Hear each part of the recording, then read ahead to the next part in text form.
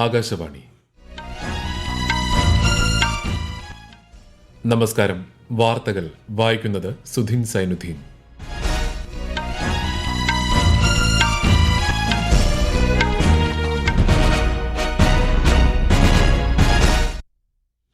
പ്രധാന വാർത്തകൾ. വിദേശ പര്യടനം തുടരുന്ന പ്രധാനമന്ത്രി നരേന്ദ്രമോദി ബ്രൂണൈ സുൽത്താനുമായി കൂടിക്കാഴ്ച നടത്തി. ഉഭയകക്ഷി ബന്ധം ശക്തിപ്പെടുത്തുന്നത് സംബന്ധിച്ച് ചർച്ചകൾ നടത്തിയതായി പ്രധാനമന്ത്രി. ബ്രൂണൈ സന്ദർശനം പൂർത്തിയാക്കി പ്രധാനമന്ത്രി ഇന്ന് സിംഗപ്പൂരിലെത്തും. സിംഗപ്പൂർ പ്രധാനമന്ത്രി ലോറൻസ് വോങ്ങുമായി കൂടിക്കാഴ്ച നടത്തും. കേന്ദ്ര സഹമന്ത്രി ജോർജ് കുര്യൻ രാജ്യസഭാംഗമായി സത്യപ്രതിജ്ഞ ചെയ്തു. സപ്ലൈകോ ഓണം ഫെയറുകളുടെ സംസ്ഥാനതല ഉദ്ഘാടനം മുഖ്യമന്ത്രി പിണറായി വിജയൻ നാളെ നിർവഹിക്കും. ഇന്ത്യൻ സമ്പദ് വ്യവസ്ഥ ശക്തമായ നിലയിലാണെന്നും GDP വളർച്ച നടപ്പ് സാമ്പത്തിക വർഷം 7% ലോകബാങ്ക്. പാരീസ് പാരാലിമ്പിക്സിൽ 7ാം ദിവസവും മെഡൽ പ്രതീക്ഷയുമായി ഇന്ത്യ. വാർത്തകൾ വിശദമായി. വിദേശ പര്യടനം തുടരുന്ന പ്രധാനമന്ത്രി നരേന്ദ്രമോദി ബ്രൂണൈ സുൽത്താൻ ഹാജി ഹസൻ അൽ ബോൾക്കിയയുമായി കൂടിക്കാഴ്ച നടത്തി. ഇരു രാജ്യങ്ങൾക്കുമിടയിലെ ഉഭയകക്ഷി ബന്ധം ശക്തിപ്പെടുത്തുന്നത് സംബന്ധിച്ച് ബ്രൂണൈ സുൽത്താനുമായി ചർച്ചകൾ നടത്തിയതായി പ്രധാനമന്ത്രി അറിയിച്ചു. ഇന്ത്യ ബ്രൂണൈ വ്യാപാര സഹകരണം മെച്ചപ്പെടുത്തൽ, ആക്ട് ഈസ്റ്റ് നയം എന്നിവയെക്കുറിച്ചും ഇരുവരും ചർച്ച ചെയ്തു. പ്രതിരോധം, നിക്ഷേപം, ഊർജ്ജം, ആരോഗ്യം തുടങ്ങിയ മേഖലകളിലെ പരസ്പര സഹകരണം, ആഗോള പ്രാദേശിക വിഷയങ്ങൾ എന്നിവ സംബന്ധിച്ച കാഴ്ചപ്പാടുകളും നേതാക്കൾ പങ്കുവച്ചു. ബ്രൂണൈയുടെ 40ാം സ്വാതന്ത്ര്യ വാർഷികത്തിൽ ഇന്ത്യൻ ജനതയുടെ ആശംസകളും പ്രധാനമന്ത്രി അറിയിച്ചു. നൂറ്റാണ്ടുകൾ പഴക്കമുള്ള സാംസ്കാരിക ബന്ധമാണ് ഇന്ത്യയ്ക്കും ബ്രൂണൈക്കുമിടയിലുള്ളതെന്നും ശ്രീ മോദി പറഞ്ഞു. यह भी सुखद संयोग है कि इस वर्ष हम द्विपक्षीय साझेदारी की 40वीं वर्षगांठ मना रहे हैं. भारत की एक्ट ईस्ट पॉलिसी और इंडो पैसिफिक विजन में ब्रुनेई का महत्वपूर्ण साझेदार होना ये हमारे लिए उज्जवल भविष्य की गारंटी है. हम एक दूसरे की भावनाओं का सम्मान करते हैं. मुझे विश्वास है कि मेरी इस यात्रा से और हमारी चर्चाओं से आने वाले समय के लिए हमारे संबंधों को स्ट्रेटेजिक दिशा मिलेगी. ദ്വിരാഷ്ട്ര പര്യടനത്തിന്റെ ഭാഗമായി ഇന്നലെ ബ്രൂണൈയിലെത്തിയ പ്രധാനമന്ത്രിക്ക് ഊഷ്മളമായ സ്വീകരണമാണ് ലഭിച്ചത്. ആദ്യമായാണ് ഒരു ഇന്ത്യൻ പ്രധാനമന്ത്രി ബ്രൂണൈ സന്ദർശിക്കുന്നത്. രാജ്യതലസ്ഥാനമായ ബാന്ദർ സെരി ബെഗാവനിലെ ഇന്ത്യൻ ഹൈക്കമ്മീഷൻ ചാൻസലറിയുടെ ഉദ്ഘാടനവും ശ്രീ മോദി നിർവഹിച്ചു. ബ്രൂണൈ സന്ദർശനം പൂർത്തിയാക്കിയ പ്രധാനമന്ത്രി അല്പസമയം മുൻപ് സിംഗപ്പൂരിലേക്ക് തിരിച്ചു. സിംഗപ്പൂർ പ്രധാനമന്ത്രി ലോറൻസ് വോങ്ങുമായി അദ്ദേഹം ഉഭയകക്ഷി കൂടിക്കാഴ്ച നടത്തും. ആഗോള പ്രാദേശിക വിഷയങ്ങൾ, വ്യാപാര ബന്ധം, പ്രതിരോധ സഹകരണം എന്നിവയും നേതാക്കൾ ചർച്ച ചെയ്യും. ആസിയാൻ രാജ്യങ്ങളിലെ ഇന്ത്യയുടെ ഏറ്റവും വലിയ വ്യാപാര പങ്കാളിയാണ് സിംഗപ്പൂർ. മഹാരാഷ്ട്രയിലെ ലാത്തൂരിൽ വിശ്വശാന്തി ബുദ്ധ വിഹാര രാഷ്ട്രപതി ദ്രൌപദി മുർമു ഇന്ന് ഉദ്ഘാടനം ചെയ്യും. ഗവർണർ CP രാധാകൃഷ്ണൻ, മുഖ്യമന്ത്രി ഏകനാഥ് ഷിൻഡെ, കേന്ദ്രമന്ത്രി രാംദാസ് അഠോലെ, ഉപമുഖ്യമന്ത്രിമാരായ ദേവേന്ദ്ര ഫട്നാവിസ്, അജിത് പവാർ തുടങ്ങിയവർ ചടങ്ങിൽ പങ്കെടുക്കും. തുടർന്ന് തഖ്ത് സച്ഖഡ് ശ്രീ ഹസൂർ സാഹിബ് ഗുരുദ്വാരയും ശ്രീമതി മുർമു സന്ദർശിക്കും. സംസ്ഥാനത്തെ വിവിധ പദ്ധതികളുടെ ഗുണഭോക്താക്കളുമായി രാഷ്ട്രപതി ഇപ്പോൾ സംവദിക്കുകയാണ്. 3 ദിവസത്തെ മഹാരാഷ്ട്ര സന്ദർശനത്തിനായി തിങ്കളാഴ്ചയാണ് രാഷ്ട്രപതി മുംബൈയിലെത്തിയത്. കേന്ദ്ര സഹമന്ത്രി ജോർജ് കുര്യൻ രാജ്യസഭാംഗമായി സത്യപ്രതിജ്ഞ ചെയ്തു. പാർലമെന്റ് മന്ദിരത്തിൽ നടന്ന ചടങ്ങിൽ ഉപരാഷ്ട്രപതിയും രാജ്യസഭാ ചെയർമാനുമായ ജഗ്ദീപ് ധൻകർ സത്യവാചകം ചൊല്ലിക്കൊടുത്തു. മധ്യപ്രദേശിൽ നിന്നാണ് ശ്രീ ജോർജ് കുര്യൻ BJPയുടെ രാജ്യസഭാംഗമായി തെരഞ്ഞെടുക്കപ്പെട്ടത്. രാമേശ്വർ തേലി, കിരൺ ചൌധരി, ധൈര്യശീൽ മോഹൻ പാട്ടീൽ തുടങ്ങിയ നേതാക്കളും രാജ്യസഭാംഗങ്ങളായി ഇന്ന് സത്യപ്രതിജ്ഞ ചെയ്തു. ഓണത്തിനോടനുബന്ധിച്ച് സപ്ലൈകോ സംഘടിപ്പിക്കുന്ന ഓണം ഫെയറുകളുടെ സംസ്ഥാനതല ഉദ്ഘാടനം മുഖ്യമന്ത്രി പിണറായി വിജയൻ നാളെ നിർവഹിക്കും. ഈ മാസം 14 വരെയാണ് മേള. 13 അവശ്യ സാധനങ്ങളുടെ ലഭ്യത സപ്ലൈകോയുടെ എല്ലാ ഓണം ഫെയറുകളിലും മറ്റ് ഔട്ട്ലെറ്റുകളിലും ഉറപ്പാക്കുമെന്ന് സർക്കാർ അറിയിച്ചു. കൺസ്യൂമർ ഫെഡ് ഓണം വിപണികളുടെ ഉദ്ഘാടനവും മുഖ്യമന്ത്രി മറ്റന്നാൾ നിർവഹിക്കും. മഞ്ഞക്കാർഡ് ഉടമകൾക്കുള്ള ഓണക്കിറ്റ് വിതരണം ഈ മാസം 9 ആരംഭിക്കും. കുടുംബശ്രീ ഓണച്ചന്തകൾക്ക് ചൊവ്വാഴ്ച തുടക്കമാകും. മേളയുടെ സംസ്ഥാനതല ഉദ്ഘാടനം മന്ത്രി MP രാജേഷ് ചൊവ്വാഴ്ച പത്തനംതിട്ടയിൽ നിർവഹിക്കും. കേരളത്തിൽ പൂട്ടിക്കിടക്കുന്ന തോട്ടങ്ങളിലെ തൊഴിലാളികൾക്കും ഓണക്കിറ്റ് വിതരണം ചെയ്യുമെന്ന് ധനമന്ത്രി KN ബാലഗോപാൽ. 1833 തൊഴിലാളികൾക്ക് 1050 രൂപയുടെ സാധനങ്ങൾ അടങ്ങുന്ന കിറ്റാണ് വിതരണം ചെയ്യുക. സപ്ലൈകോ മുഖാന്തരം ലഭ്യമാക്കുന്ന കിറ്റിൽ 20 കിലോ അരി, 1 കിലോ പഞ്ചസാര, 1 കിലോ വെളിച്ചെണ്ണ എന്നിവ ഉൾപ്പെടുത്തിയിട്ടുണ്ട്. ഇന്ത്യൻ സമ്പദ് വ്യവസ്ഥ ശക്തമായ നിലയിലെന്ന് ലോകബാങ്ക്. നടപ്പു സാമ്പത്തിക വർഷത്തിലെ ഇന്ത്യയുടെ മൊത്ത ആഭ്യന്തര ഉൽപാദന വളർച്ച 7% ലോകബാങ്ക് പ്രവചിച്ചു. നേരത്തെ ഇത് 6.6% പ്രതീക്ഷിച്ചിരുന്നത്.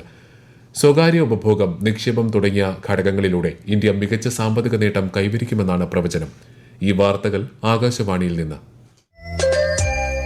ആകാശവാണി വാർത്തകളും വാർത്താധിഷ്ഠിത പരിപാടികളും all India radio news Thiruvananthapuram എന്ന യൂട്യൂബ് ചാനലിൽ ലഭ്യമാണ്. കൂടുതൽ വാർത്തകൾക്കായി all India radio news Thiruvananthapuram എന്ന ഫേസ്ബുക്ക് പേജും @ARnews_TVM എന്ന എക്സ് ഹാൻഡിലും സന്ദർശിക്കാം. ഡൽഹിയിൽ ഭരണ നടപടികളുടെ ഭാഗമായി അതോറിറ്റി, ബോർഡ്, കമ്മീഷൻ, നിയമാനുസൃത സ്ഥാപനങ്ങൾ എന്നിവ രൂപീകരിക്കാനും അംഗങ്ങളെ നിയമിക്കാനും ലഫ്റ്റനന്റ് ഗവർണർ വിനയ് കുമാർ സക്സേനയ്ക്ക് അധികാരം നൽകി രാഷ്ട്രപതി ദ്രൌപദി മുർമു. ഇത് സംബന്ധിച്ച് കേന്ദ്ര ആഭ്യന്തര മന്ത്രാലയം വിജ്ഞാപനം പുറപ്പെടുവിച്ചു. ഭരണഘടനയുടെ 239 അനുച്ഛേദം അനുസരിച്ചാണ് വിജ്ഞാപനം. ഗുജറാത്തിലെ പോർബന്തറിന് സമീപം കോസ്റ്റ് ഗാർഡ് ഹെലികോപ്റ്റർ തകർന്ന് വീണ് ജീവൻ നഷ്ടമായ കമാൻഡന്റ് വിപിൻ ബാബുവിന്റെ ഭൌതിക ശരീരം ഇന്ന് ഉച്ചകഴിഞ്ഞ് കേരളത്തിലെത്തിക്കും. കൊച്ചി വിമാനത്താവളത്തിലെ കോസ്റ്റ് ഗാർഡ് എയർ എൻക്ലേവിലെത്തിക്കുന്ന ഭൌതിക ശരീരം സ്വദേശമായ മാവേലിക്കരയിൽ സൈനിക ബഹുമതികളോടെ സംസ്കരിക്കും. കഴിഞ്ഞ തിങ്കളാഴ്ച ഹരി ലീല എന്ന കപ്പലിൽ ഗുരുതരമായി പരിക്കേറ്റ ജീവനക്കാരനെ ആശുപത്രിയിലേക്ക് മാറ്റുന്നതിനുള്ള ശ്രമത്തിനിടെയാണ് കോസ്റ്റ് ഗാർഡ് ഹെലികോപ്റ്റർ അറബിക്കടലിൽ തകർന്നു വീണത്. അപകടത്തിൽ 3 പേർക്ക് ജീവൻ നഷ്ടമായി.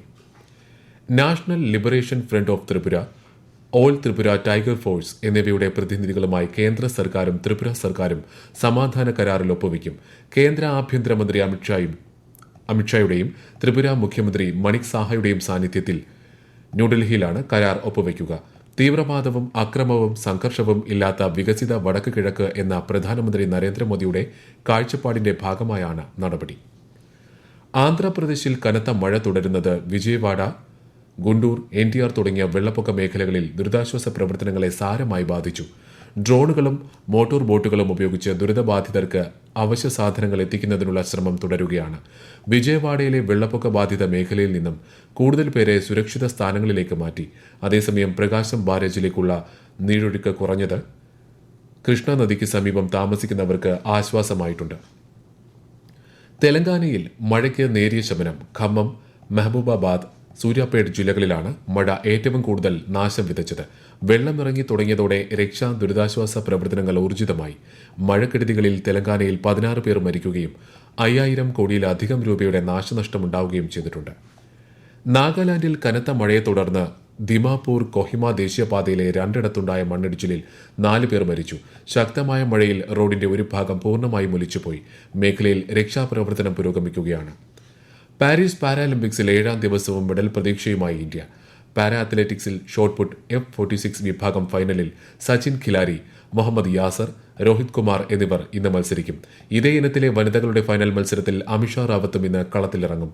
ഷൂട്ടിംഗിൽ P4 50 metre pistol SH1 mixed വിഭാഗം ഫൈനലിൽ രുദ്രാംശ് ഖണ്ഡേൽവാലും നിഹാൽ സിംഗും മത്സരിക്കും. പുരുഷ വനിതാ പവർ ലിഫ്റ്റിംഗ് മത്സരങ്ങളിലും ഇന്ന് ഇന്ത്യൻ താരങ്ങൾ മാറ്റുരയ്ക്കും. പുരുഷന്മാരുടെ ക്ലബ് ത്രോ F51 വിഭാഗം ഫൈനൽ മത്സരവും ഇന്നാണ്. പാരാലിമ്പിക്സിൽ ഇതുവരെ 3 സ്വർണവും 7 വെള്ളിയും 10 വെങ്കലവും ഉൾപ്പെടെ 20 മെഡലുകളാണ് ഇന്ത്യയുടെ നേട്ടം. 2020 19 മെഡലുകളായിരുന്നു ഇന്ത്യൻ താരങ്ങൾ നേടിയത്. പാരീസ് പാരാലിമ്പിക്സിൽ മെഡൽ നേടിയ കായിക താരങ്ങളെ രാഷ്ട്രപതി, ഉപരാഷ്ട്രപതി, പ്രധാനമന്ത്രി തുടങ്ങിയവർ അഭിനന്ദിച്ചു. ഈ നേട്ടങ്ങൾ സുസ്ഥിരമായ പരിശ്രമത്തിന്റെയും മികവിന്റെയും ഉദാഹരണങ്ങളാണെന്ന് രാഷ്ട്രപതി പറഞ്ഞു. കായിക താരങ്ങളുടെ മെഡൽ നേട്ടത്തിൽ രാജ്യം അങ്ങേയറ്റം അഭിമാനിക്കുന്നതായും ഈ വിജയം രാജ്യത്തുടനീളമുള്ള യുവാക്കൾക്ക് പ്രചോദനമാകുമെന്നും ഉപരാഷ്ട്രപതി ജഗ്ദീപ് ധൻകർ അഭിപ്രായപ്പെട്ടു. അസാധാരണ കഴിവും നിശ്ചയദാർഢ്യവുമാണ് ഇന്ത്യൻ താരങ്ങൾ പാരാലിമ്പിക്സിൽ കാഴ്ചവെച്ചതെന്ന് പ്രധാനമന്ത്രി നരേന്ദ്രമോദി പറഞ്ഞു.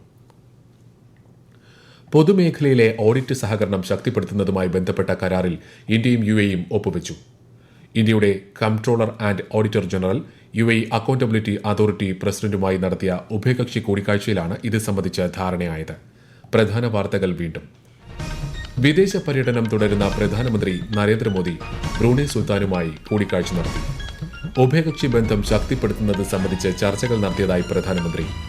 ബ്രൂണൈ സന്ദർശനം പൂർത്തിയാക്കി പ്രധാനമന്ത്രി ഇന്ന് സിംഗപ്പൂരിലെത്തും. സിംഗപ്പൂർ പ്രധാനമന്ത്രി ലോറൻസ് വോങ്ങുമായി കൂടിക്കാഴ്ച നടത്തും. കേന്ദ്ര സഹമന്ത്രി ജോർജ് കുര്യൻ രാജ്യസഭാംഗമായി സത്യപ്രതിജ്ഞ ചെയ്തു.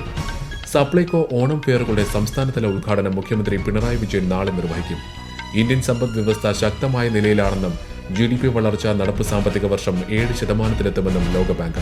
പാരീസ് പാരാലിമ്പിക്സിൽ 7ാം ദിവസവും മെഡൽ പ്രതീക്ഷയുമായി ഇന്ത്യ. വാർത്തകൾ കഴിഞ്ഞു. അടുത്ത വാർത്താ പ്രക്ഷേപണം വൈകുന്നേരം 6:30.